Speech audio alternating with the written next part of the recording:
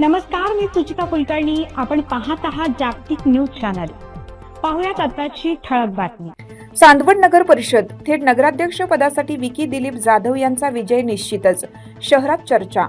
आगामी नगर परिषद निवडणुकीत शरदचंद्रजी पवार चांदवड गटाचे अधिकृत उमेदवार विकी दिलीप जाधव यांना नागरिकांकडून प्रचंड उत्स्फूर्त प्रतिसाद मिळत आहे.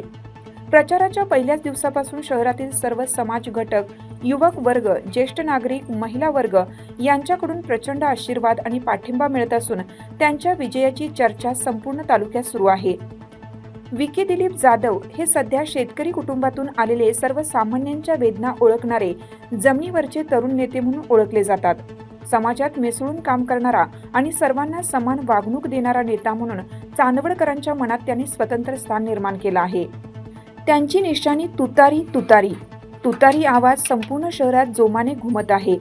विकी जाधव म्हणजे विकास, अशी जनतेत ठाम धारणा निर्माण झाली आहे. शहरातील विकास, गटबाजी मुक्त कार्यसंस्कृती आणि सामान्य माणसांचा सन्मान या 3 प्रमुख मुद्द्यांवर मतदारांचा ठाम विश्वास विकी जाधव यांच्या बाजूने दिसतो आहे. प्रचारादरम्यान विविध भागात होत असलेल्या बैठका, नागरिकांशी संवाद, स्थानिक समस्यांवरील त्यांची स्पष्ट भूमिका यामुळे त्यांनी चांदवड शहराला विकासाचा नवा रोड मॅप दाखवला आहे.